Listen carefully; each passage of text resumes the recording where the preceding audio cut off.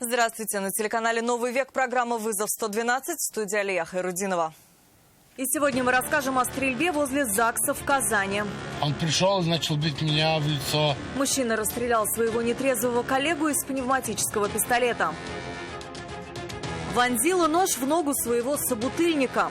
Просто без причины. Просто напивался, не подал, да? Да, конечно. 41-летнюю женщину судят по обвинению в убийстве. Воздушная скорая. Как работает санавиация Татарстана, об этом и не только в ближайшие 10 минут.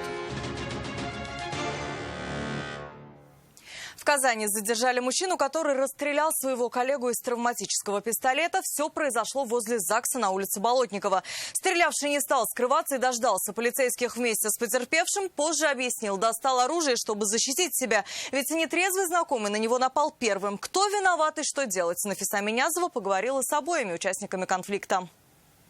Пытался как-то защититься от него. Задержанный мужчина пояснил, что достал травматический пистолет исключительно в оборонительных целях. Все началось с того, что он выпивал вместе с компанией возле Кировского ЗАГСа.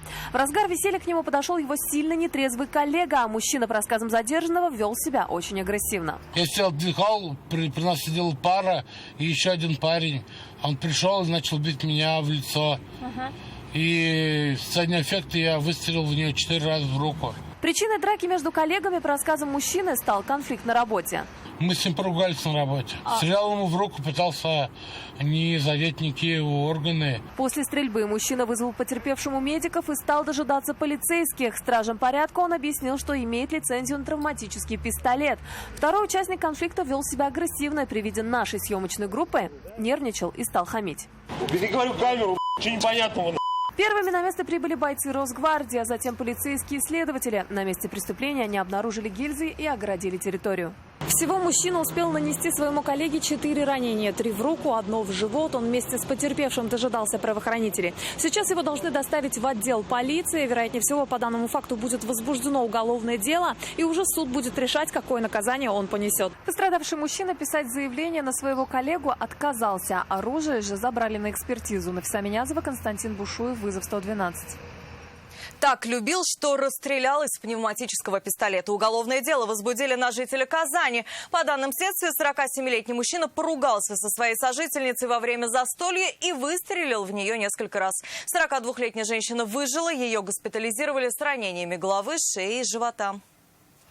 По данному факту следственными органами Следственного комитета Российской Федерации по Республике Татарстан в отношении мужчины возбуждено уголовное дело по статье «Покушение на убийство». На данный момент проводится комплекс необходимых следственных действий, направленных на установление всех обстоятельств произошедшего. Расследование уголовного дела продолжается. В Советском районном суде начали рассматривать дело в отношении 41-летней Юлии Ионовой. Женщину обвиняют в убийстве своего знакомого, с которым они вместе выпивали в доме на улице Трудящихся. По рассказам свидетелей, подсудимая систематически избивала 65-летнего пенсионера и даже нанесла ему ножевое ранение, но в полицию потерпевший не обращался. В мае этого года она вновь схватилась за нож. На этот раз мужчина не выжил. Из зала суда репортаж Айрата Назипова. В своих показаниях свидетели нелестно отзывались о подсудимой Юлии Ионовой. О ныне покойном же говорили хорошие вещи, но с оговоркой, дескать, много пил, даже слишком. Вот и ночью 27 мая они вдвоем выпивали у своего знакомого. Употребив спиртное, они поругались, и женщина схватилась за нож. По версии следствия, в ходе распития спиртных напитков между Ионовой и потерпевшим возник словесный конфликт, в результате которого Ионова взяла кухонный нож и нанесла потерпевшему удар в область левого бедра. В результате преступных действий потерпевший скончался на месте происшествия от острой кровопотери. В роковую ночь хозяин дома был на месте происшествия и все видел. Что происходило тогда, вспоминал с трудом. Но добавил, что она ударила его ножом, когда тот сидел в кресле. Больше мужчина не вставал. А скорую не сразу вызвали? Полицию? Сразу. Сразу вызвали. А уже все, ничем не смогли помочь, да? Да, там бесполезно уже. Как говорят знакомые и подсудимые, и ныне покойного мужчины, это была не первая их ссора. Женщина, по их показаниям, избивала мужчину, унижала и даже ударила ножом. Но тогда потерпевший это стерпел, и рана зажила. Она просто нападала на меня без причины? Или из-за чего? Просто без причины. То есть, может, какая-то неприязнь была? Не знаете? Да нет, ничего, такого ничего не было. Просто напивался, нападал, да? Да, конечно. А он не защищался никак или сам на него не нападал? Нет, нет. То есть спокойно терпел, да? Как вот? Конечно. В отношении женщины возбудили уголовное дело по статье «Убийство». Свою вину она признала лишь частично. На следующих судебных заседаниях планируется провести ее допрос. Айрат Назипов, Константин Бушуев, Вызов 112. 9-летнего ребенка сбила женщина на улице Чишмеле. По данным ГИБДД, мальчик пересекал дорогу по зебре, но не пешком, а на велосипеде. Женщина отметила, что увидела школьников в самый последний момент и не успела набрать высокую скорость. Айгуль Бадрудинова расскажет о состоянии пострадавшего. Он ударился просто. Может, сестра, может, ничего. Я не знаю. Женщина, управлявшая автомобилем Kia Ceed, отметила, что ехала за ребенком в школу. Повернув с улицы Фучика на Чишмеле и доехав до пешеходного перехода, она сбила 9-летнего велосипедиста. Мальчик не слез с двухколесного транспорта. Он не пошел, а поехал по зебре. Притормозила перед пешеходом. Напротив вот вереница, вот такая огромная вереница машин была. У меня машина вот прямо уже, я переходила, он вылетел перед машиной. Я его никак не могла заметить. Он ударился о мою машину. Вскоре приехали медики. После осмотра ребенка они диагностировали у него ушиб правого бедра. Обошлось без госпитализации. Сразу после наезда женщина сдала назад. Очевидцы, посчитав, что она пытается скрыться, заблокировали машину. А люди подумали, что вы уехать хотите с места, да? Да, ну как всегда уж. Тут свидетели были, они сказали, да, он вылетел, говорит, не переживайте, ну как уж не будешь переживать.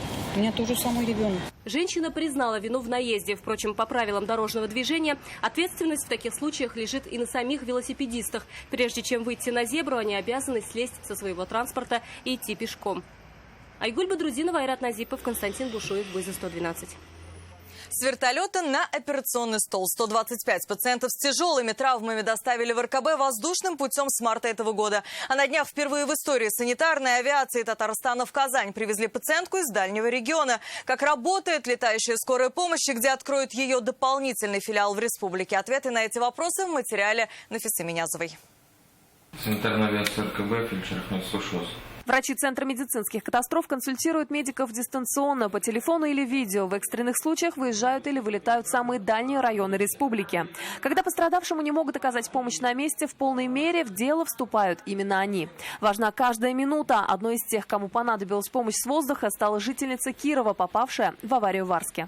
Мы тут же организовали эвакуацию нашими силами, отправили туда вертолет, доставили к нам в РКБ, и когда оказали необходимую помощь, ее забрали дальше на долечивание по месту жительства. Тут как раз сыграла самую важную роль вот эта вот минимизация времени. В республике воздушная медицина существует 84 года. Доставляют в Казань в любое время и в любую погоду. Для этой цели в клинике есть 2 вертолета и реанимобили. За прошлый год было осуществлено 780 выездов врачами отделения санавиации. Из них 150 осуществлено на воздушном транспорте «Ансате» и 70 на вертолете «Робинс». С марта этого года на их счету уже 125 вылетов. На следующий год планируется открыть филиал санавиации в Автограде. Впервые в истории санавиации Татарстана в столицу республики доставили пациентку из дальнего региона. Потребовалось 6 часов. Пришлось даже делать 2 дозаправки в Саранске и Тамбове. Жительница Альметьевска попала в аварию в Воронежской области. Она получила серьезные травмы и необходимую помощь в больнице Борисоглебска, куда пострадавшую привезли сразу после ДТП, оказать в полной мере не могли. Мама была за рулем. Получается, на нашу полосу вышла фура. И мама пыталась уйти влево, потому что там не было машин. Видимо, водитель фуры, я не знаю, что он сделал в этот момент. И мама ушла влево и чуть-чуть не справилась с управлением, и мы улетели в лес. От вертолетной площадки до больницы 10 минут. Попав в больницу, пациенты могут получить квалифицированную помощь лучших врачей. Как отмечают медики, вылеты на вертолетах обходятся дорого, но жизнь человека важнее. Финансируются полеты из федерального и республиканского бюджетов. Нафиса Минязова, Ринат Сафин, Вызов 112. Это все, о чем мы успели вам рассказать. В студии была Алия Хайрудинова. Увидимся и не бросайте вызов судьбе. Вдруг она его примет.